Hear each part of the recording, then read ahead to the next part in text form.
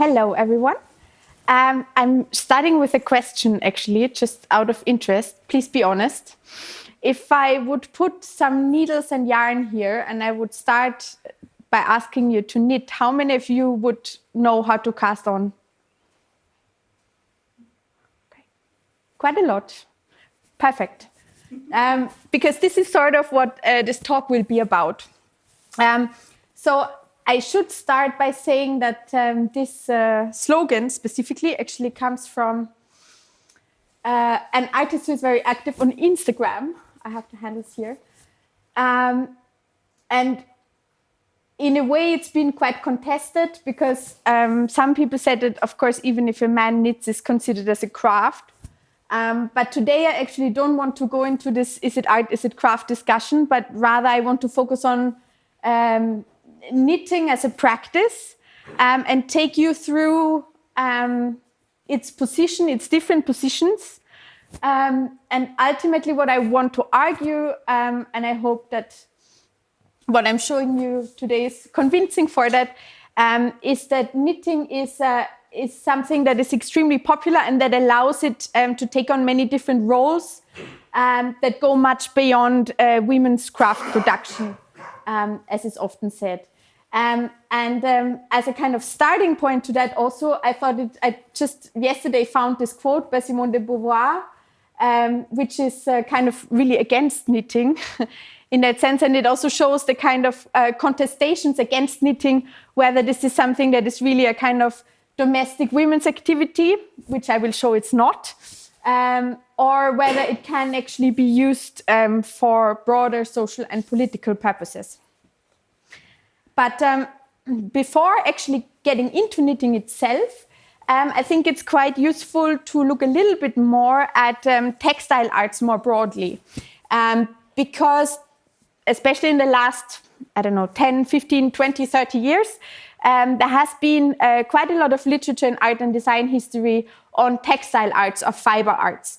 And what I'm showing you here is a book by Annie Albers, a weaving master, that was published in 1965, but Annie Albers, as many of you will for sure know, is someone who started to make a career at the Bauhaus in, I don't know if she was already in Weimar, but definitely in Dessau. And she is a very good example for how fiber arts and weaving specifically have entered sort of the discourses of art as well. And hers is also an example that I want to mention because it shows that weaving itself is something that lends itself to be interpreted through the lens of art history more than knitting does potentially. And of course, one of the reasons for this is that it's flat. Weaving is, well, it can have some texture, but it's flat on the wall. And what the women at the Bauhaus would do, so there was a weaving class in which women were specifically funneled, so it was a kind of women's art class. But the women who were active there, including Annie Albers and also Gunther Stölzl, they were very adamant on treating weaving not only as a traditional craft, but also really sort of elevating it into the realm of high art. And of course, we're speaking about the early 20th century. We speak about high modernism in a way, and weaving in a way lend itself to be included in that because of its abstracted forms. What the weavers at the Bauhaus would also do, they would test different materials, test different weaving stools. So there was a lot of different purposes that they embedded their work in that really sort of lifted its status from, I don't want to be dismissive about carpets, but their work went much beyond carpets. And here's, for example, a work by Gunther Stölzl that is really to be seen as a kind of artwork that you hang on the wall beyond the kind of decorative object. And going with this is also a range of publications. So weaving is one of the fiber arts that in a way has really made it and is generally quite broadly accepted as a practice that is seen as a woman's practice, but that is quite accepted in artistic discourse as well. The second one is embroidery. Embroidery is maybe slightly more complex, but there was this very defining book in the 1980s, The Subversive Stitch, by Rosika Parker, in which she traces women's embroidery practice from the Middle Age and argues that it worked both as a medium that was used to construct a kind of domesticated idea of femininity. So speaking about embroidery among aristocratic circles, for example, but then also that precisely because it was seen as something so feminine, it could also be used in various subversive ways. This is a kind of classic book by now. It's also been criticized in recent years, mostly for the fact that Parker was very much a feminist of the second wave of feminism. And so a lot of what she looks at is a kind of very white middle class approach to embroidery. But having said this, she really sort of was one of the first people who took craft seriously and considered how this sort of culture is also an opportunity to look at traditional craft practices, specifically with the role to women in society and in art and craft practice. What I have here, the other image, is from a recent exhibition in Edinburgh at Dovecot Studios, which is a very well-known tapestry studio. This exhibition actually then took a kind of similar route to what Parker has been criticized for. That again, it is looking at work by mostly noble women. Very few examples actually come from women from different backgrounds. But this is actually, both of these points are very important for knitting as well, because of course something needs to be seen worthy to be preserved in order to be writing a history. And also, of course, we all notice that a lot of the art history that we have had, at least until recent years, is one that is written by a very specific urban upper class group of people. So I hope that by looking at knitting in a way, this will help us to challenge that as well. So what about knitting? And I have two images here that in a way look at how knitting has developed over the last centuries. This one is actually the central panel of a triptych, which is the knitting Madonna. As you can see, she's making a nice sweater. And this is a photo from a protest against the Iraq war from 2008. And I don't know if you can read this sign. It says, "I am knitting stump socks for amputees." So it was a group of pensioners, of elderly women that went on the street. And actually the sort of background story behind this is also they didn't knit these. They did actually knit them, as they say, but they didn't send them to or only give them to British veterans, but they also sent them to Iraq and donated them there. And this is the sort of point where we will get to that through knitting, especially in the past decades, women actually most often in collective formations have tried to also make stronger political statements using knitting specifically as a practice that in a way everyone can do, and I'll get back to that. So looking at this, what is actually the history of knitting? And the history of knitting is that actually it originates in the Middle East. The first sources go back to Egypt. And they came to Europe around 1300 and had a sort of quite similar development in many ways as we might talk about embroidery as well, for example. The key difference being, of course, that what you do with knitting, and I'll get there with the definition. For those that don't know what it is, this is a kind of broad definition. Because, of course, what does knitting do? Knitting creates fabrics, right?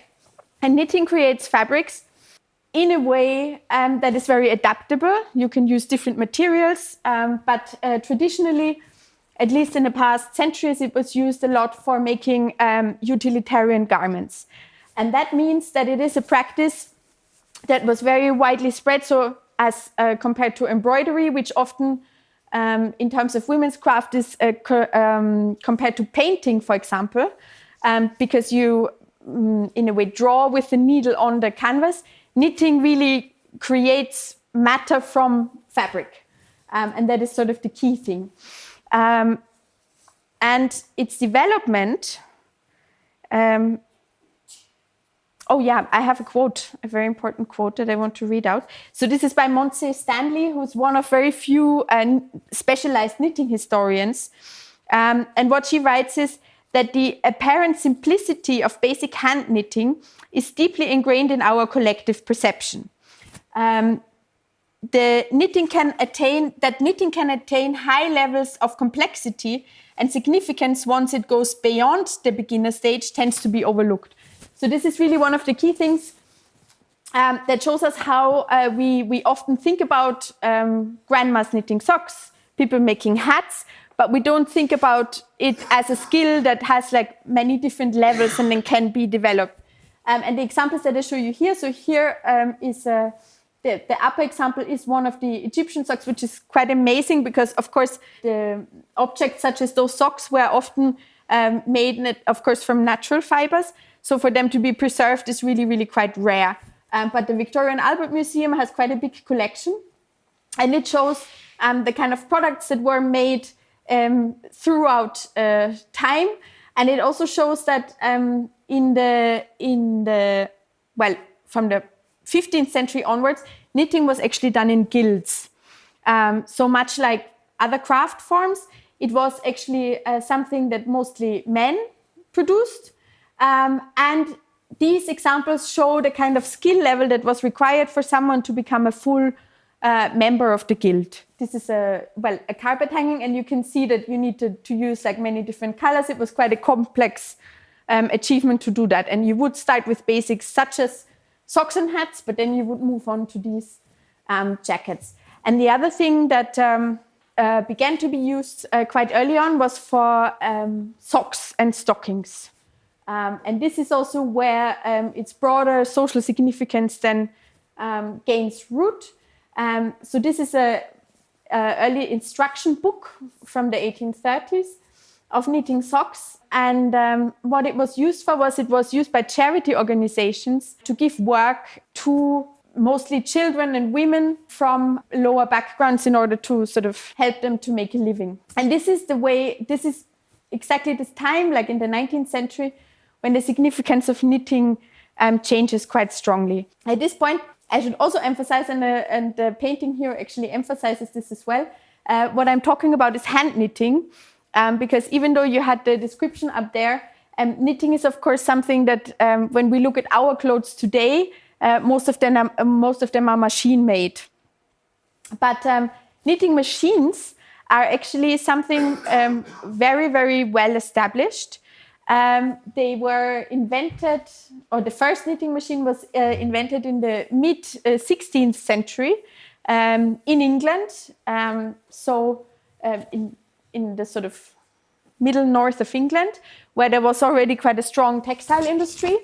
The problem with it was, but this also sort of helped the spread of knitting, was that, so it was during Queen Elizabeth's reign, and when the inventor, whose name I have somewhere here, William Lee. When William Lee wanted to get a patent for this machine, the first time it was refused because the stockings were too rough. There were too few needles, and for silk stockings, this simply was not useful.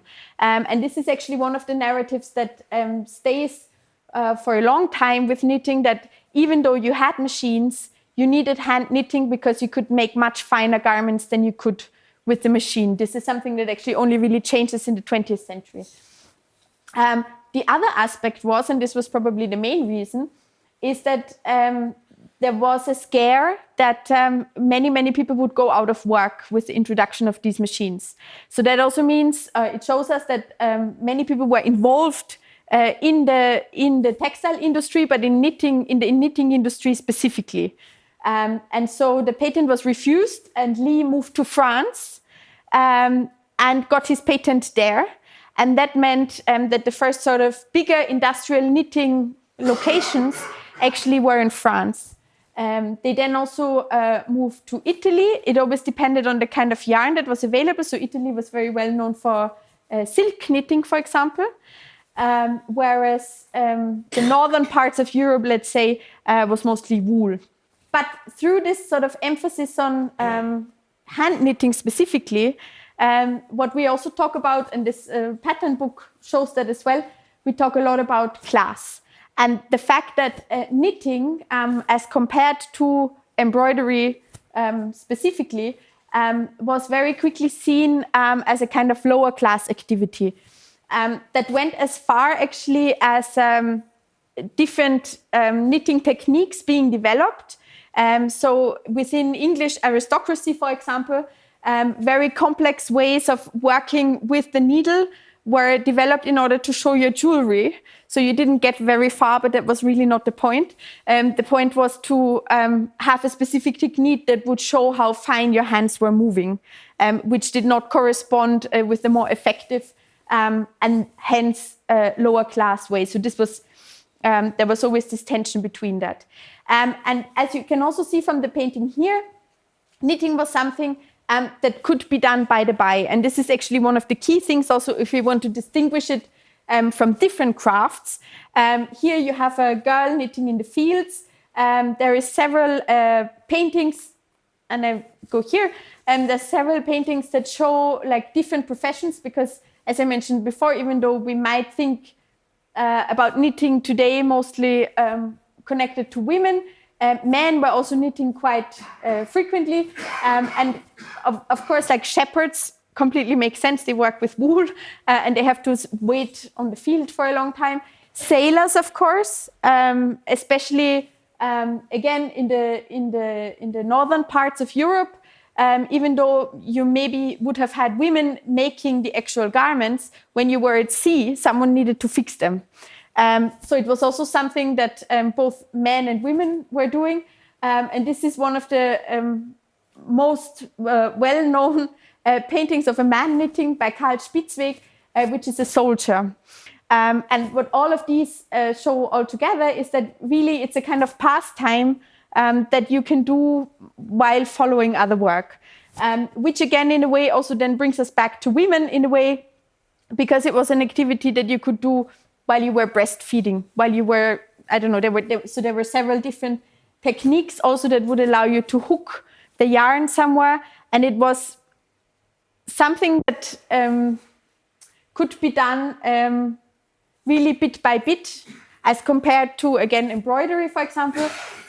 You did not have to sort of sit still somewhere, but the more skilled you became, the more you could really do it as something that went with your other daily activities. Which, on the one hand, also meant a special income, because you could do that in the winter months. If you knew how to do it very well, you didn't need much light, for example, as well. It meant that you could do it as a social activity. But that also meant that it became so widely spread, let's say, within society that, and that is what my assumption is, that for a long time no one thought it would be worth talking about it, because it is something that was just a kind of very general practice. Until someone decided, as it is, to write a book that really looks at not sort of as describing patterns, as I've already shown, but to really try and make a history of knitting. And this person is the knitting bishop, is his name, Richard Rudd, who wrote what is generally seen as the first history of knitting. And Richard Rudd it's exactly this very interesting. He also wears his own checkered cardigan, of course, which is quite nice. But so basically his story is, he grew up with his grandfather in northern England, and it was quite normal to learn knitting from your mother. And he had a guinea pig as a pet as a child, and he wanted the guinea pig to be warm, so he started knitting. But because he didn't really know exactly how to do it, he actually made quite a complex knitting technique, and that sort of got him hooked.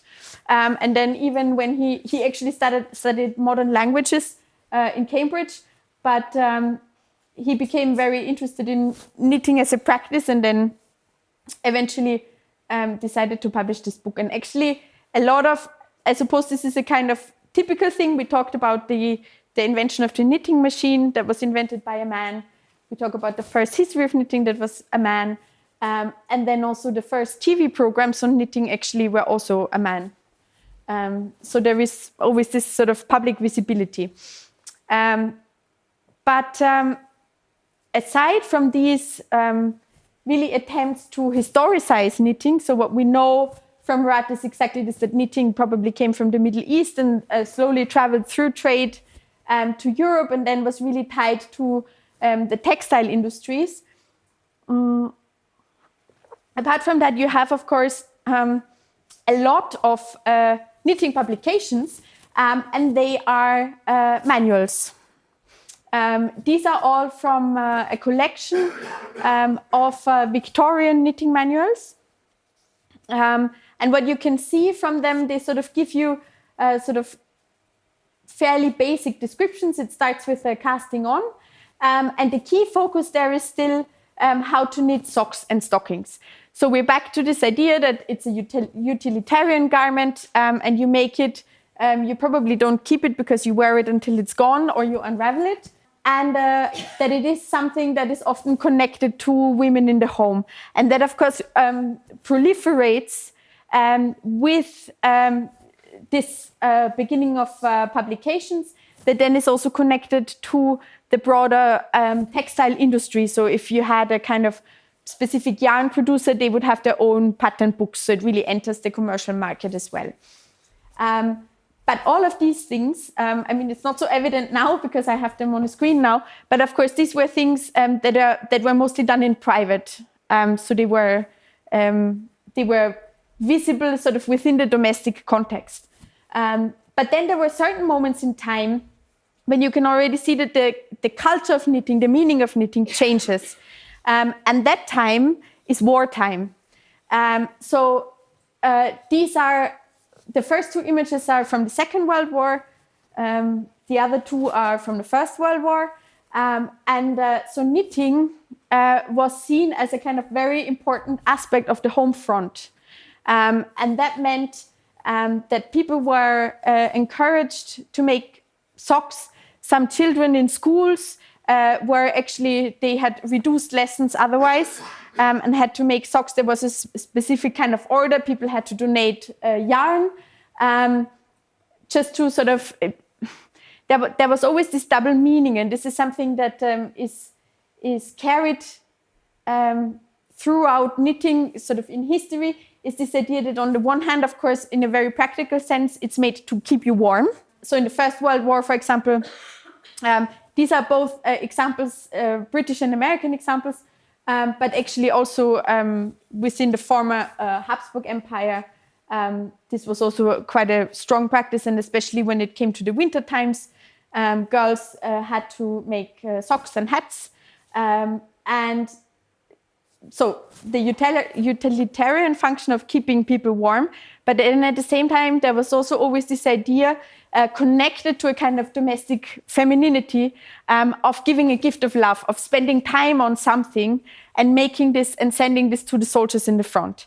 To the point where people would sort of then fill the socks with chocolates, write little notes in them. So in a way, in those moments of conflict, people would use knitting also as a kind of message between, and it was very much advertised sort of in official propaganda as something that will make the soldiers also feel better in a way. Also, here I have the suffrage party. So also that, because this was also sort of very nationalized American at this particular point in time, when women said, this is what we do as our bid for the war, and we knit. Also knitting in public, actually, which is another difference that surfaces at exactly those moments. And this kind of wartime also then makes it more visible for men to knit. So again, you have this, I mean, this is a practice that is maybe not necessarily specific to knitting, that especially veterans, for example, were given various activities to do when they returned. And in a way, I mean, this is a little bit disturbing because even though it focuses on the man, the nurse is sitting there and like holding his yarn, which is very weird. But then you also have like schoolboy classes, and this is only sort of then picked up later again in the 1970s, which with this book, which I think is mostly popular because of the amazing cover, which then, tries to sort of revive the idea of men also knitting. So now we've arrived in the early 20th century, in my favorite time.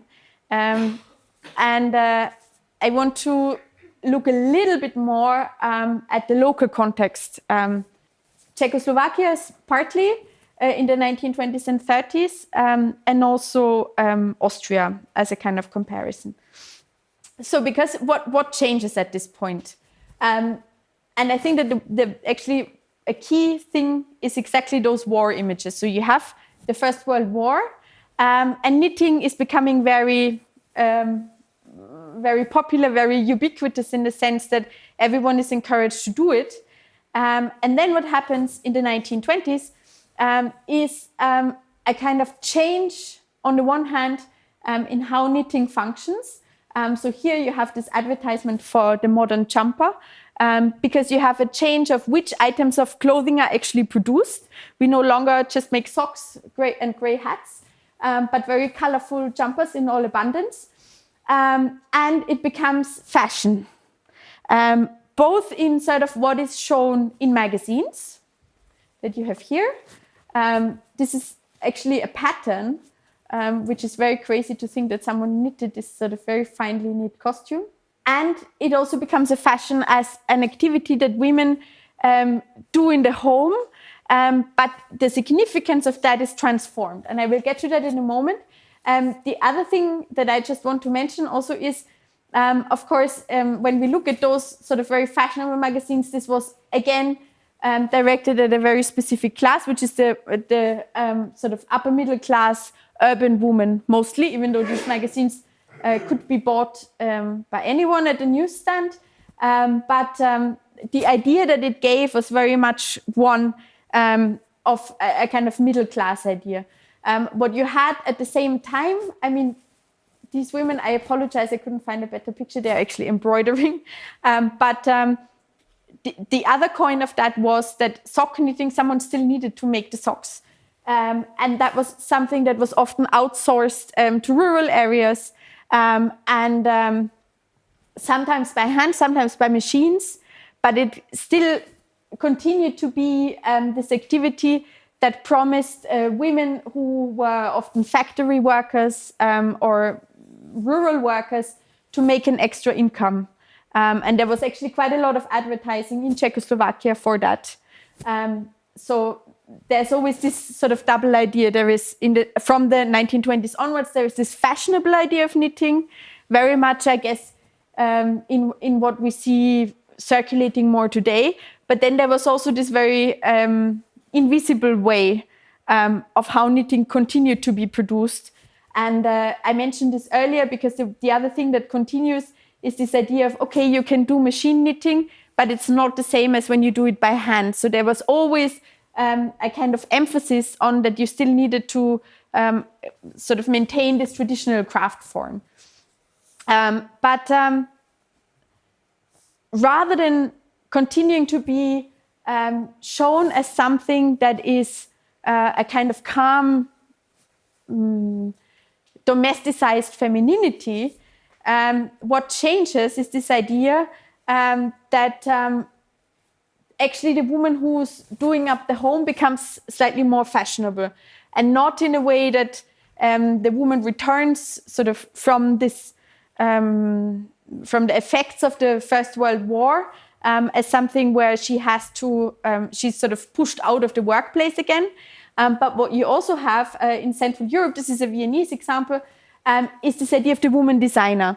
And the woman designer is someone who is not only a visual artist, but who's sort of multivalent in many different practices. And this idea of like being creative in the home, of making your own anything from curtains to a tea drinking table is also very widely circulates. And knitting also then fits within this idea of a kind of DIY culture that is a part of that. So that you can tap into this idea of a modern lifestyle, modern society, and that you can exercise your own creativity. And this is also something that is very, very visible in the different patterns. So you also have popular magazines that start to advertise various advice books. This is from a Viennese magazine called The Modern World. And you have a professor at the Academy of Applied Arts, Rosalie Rothansel, who is writing this column, giving on the one hand a history of different craft forms, and then on the other hand giving a kind of description of the sort of fabrics that can be used and so on. But it's really sort of they're described in a way that allows the maker to exercise their own, to decide on their own what they actually want to make then with this model. So it's never totally prescriptive. There's always this idea of creativity behind it. Of course, apart from the fact that it is sort of in a magazine that is also used to sort of show the designs of the schools in itself, there is also this very strong commercial aspect by here, for example, you have an advertisement for if you want to buy patterns, you can do that. And there's also a lot of threads, a lot of different yarns, a lot of different description books. So all of this feeds into that as well. We sort of enter a time where everything in a way can be knitted. And one of the key things about this is also this quote that is from a pattern book from the 1930s. And here again, it goes to this main aspect that knitting is taught in all girls' schools, and actually not all girls' schools only, but also in primary, like generally in primary schools. So the pattern book says sort of very clearly, we just sort of show you the beginning, but in fact then everyone can make their own stuff because you already know how to do it. And this ranges from sort of more traditional magazines such as Šivena, the Slovak one, and then very fashionable ones as well, such as Eva, the magazine for the modern woman. And what the pattern books do is they really show you like all kinds of, I mean, maybe skiing jumpers is the most obvious one, but you then can also do bathing suits, which we will get to in a moment. This image by Ludovic Fuller I had to bring in because also the depiction of knitting, I guess, changes compared to the examples that you've seen before. But I still keep wondering, like, how does the woman knit like that? But here you can see that in a way, it's not only the modernist formal language, but also it's a kind of very exoticizing way of depiction. And also with this sort of very rough woodcut quality that in a way is, again, a very, very big contrast to the kind of fashionable skiing jumpers that you see. So there's still those sort of two different ways of perception. One thing that is really remarkable, so I started looking at those pattern books, and on the one hand you have like fashion items that are machine knitted, like this bathing suit, for example. But then you also have this idea of like, what do we knit? We can knit everything with various descriptions. But then when you look at the actual patterns, this is a sweater description. Because as I said before, sweaters were like the new hot item that you could make as a kind of adaptation from American sportswear. But just looking at the pattern shows, because this is it, there's no other description, right? This is it. So it shows that you really needed to know what you're doing because this thing makes a jumper, right? But you needed to find the right size, you needed to find the right wool, and then it sort of just says in the description, you need matching needles. But of course, the sort of needle you need depends on which kind of yarn you have. So it sort of also shows that all this kind of knowledge that was embedded and expected of women to have in order to then exercise this creativity. And this, to me, also is exactly that point of knitting as compared to something like embroidery really was this kind of very obvious practice that became fashionable in the way it looked, but the way that it was practiced in a way was still very traditional, in the sense that you would learn it as a little girl and then you would sort of know how to do it, and you could apply it and sort of transform the items in new ways. Until you had the first knitting fashion designers and also this kind of first recognition. So we're moving again a few years up with the interlude of the Second World War, but I've already shown you that knitting at this point sort of became part of the war effort again. But then in the 1980s, so this is an interview because actually in Britain, where of course you have a very strong knitting culture, and also the kind of, well, obviously not the invention of the sweater itself, but this idea of specific fashionable jumpers actually come partly from the British, partly from the American context. But the sweater and the cardigan in itself are all linked to the UK. And I don't know if you know these sort of, they're called fair isles, so they're very colorful, stripy sweaters that were actually made to use up a lot of wool, like little bits of yarn. But then Prince Edward wore a sweater when he was portrayed in the 1920s, and that image sort of circulated very widely. And then you had this fashion for the fair isle jumper that then went much beyond the United Kingdom and also came to Central Europe. But then this idea of really someone sort of specializing in fiber art and becoming a specifically knit designer is something that is a lot more recent. So here this is a part of an interview with Patricia Roberts, who herself, she calls herself as like the first knit designer. And this is the kind of, in a way, a multiplication of the different meanings that knitting then takes on in the sense that it becomes high fashion. It's also called a Romany cardigan. I'm not really sure why. I try to find the meaning. But she, for example, then also talks a lot about how she took her inspiration from Chinese porcelain. So you then also have a kind of transfer process of different patterns and so on. The reason why I put the interview up is that, like in the very first sentence, it says, I believe in form and function. And this is in a way such a modernist statement that goes back also to the very original idea of knitting as a utilitarian object. But here, okay, we are in fashion. So that means that in a way knitting has left the home.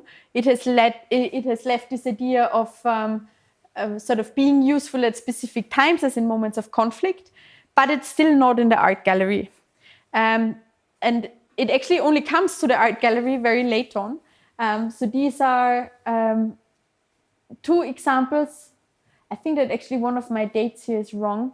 But Ernesto Neto, for example, he's a Brazilian artist, and he starts to make kind of knitted work, knitted objects for the gallery in the 1990s. But this is sort of really the first time. And always at this point, you then have an emphasis on knitting as, again, a very feminized practice. So we go back to, in a way, the stereotypes, but they are reused and they are then shown in the gallery. And in a way, I found this work by Johanna Jackson, in that sense, the most moving, because it is something that seems like a very traditional object, and she is talking exactly about this homeliness, but then also she has the ship on it. So there's all this idea of the sort of original purpose of the jumper, which is a 19th century invention. but still it sort of builds on those very long histories. And the key also about these objects, before we actually move to the political purpose or the more resistance political purpose, is this idea that there is a lot of storytelling about knitting.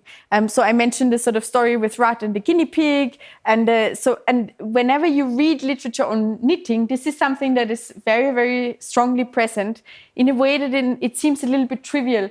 But when you think about it, I think this also comes from the fact that you work with a craft that is very closely tied to the home, and that it also in a way demands a different way of writing about it. So in a way, there's also a different methodology that then also, as knitting was often taught in oral traditions, I think that a lot of those stories actually also derive from the fact that you had a kind of community where stories were being told, and this is how all the different stories connected to the knitting actually also surface and are then used in the art space. As a kind of closing up, roundup, we get to what knitting, I suppose, is best known for today. And that is something called craftivism or textile street art. And here, again, it's used in this way, I suppose, a lot like how embroidery is also used today, as something that bears those very strong feminine connotations to interrupt in the public space. And actually, yarn bombing often is called a kind of a form of graffiti, which intercepts in the public space, but it does so often in a collective way, so rather than sort of spraying on your own. I know nothing about graffiti, maybe that's also not how it's done, but often those kind of projects, like they're never done by a single artist. So here, even though you have Marianne Jørgensen as the kind of holder of the idea of this pink tank, this is again protest against Denmark's involvement in the Iraq War. She sort of put out an open call and asked people to send in bits of knitted and crocheted fabric that was then used to wrap the tank.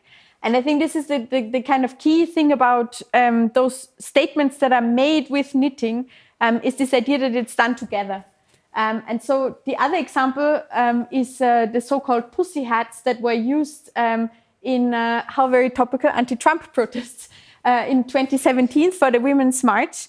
The idea of the hat, well, it's not really just about the idea of the hat to sort of have a group of people joining together and looking like all wearing the same hat. With this sort of cat form to as a play on the pussy as a kind of how do you say, like a reference on female genitalia, but then also to have this as a very visible sign. And one of the key things about it is, so this pattern was circulating for free and it was encouraged to be shared. And the idea was also, if you cannot come for whatever reason to the protest, but you can make one and send it in, and we will share and have a kind of communication. So again, when we talk about knitting as a culture, in a way, it's not just about the finished object itself, but it's very much again about this idea how you make it, who you make it for, and how you share it. Knitting and politics is nothing new. So. On the one hand, you have, of course, these war examples that I've shown, but it goes much further back. So the hats that I can never pronounce, the Pyrrhian hats, as in the Delacroix painting, they were actually made by women knitting at the guillotine. And these tricoteuses, they were professional knitters. As I said, knitting came to France or proliferated in France through this invention of the knitting machine. And they were apparently paid in order to sit by the guillotine, in a way also to show an audience, to show that there was an audience. Again, there's a lot of myth-making around this, but we do have records that say that in whatever capacity women were knitting by the guillotine and supporting this. So this is the kind of way that it goes back. It was used in the American Civil War, and this portrait here by Sojourner Truth who was an abolitionist, she actually had several cards printed of her showing herself knitting. And the key thing about this was that she wanted to show, well, these are some of the interpretations about it. So she sold them in order to finance her lectures when she was touring around. And the idea was to show herself with a craft that went across sort of different sections of society. Because especially in the United States, for a long time, knitting was also connected to as a practice that was done by enslaved women. But not only, so again, you have this kind of knitting as a culture that transverses different classes as well.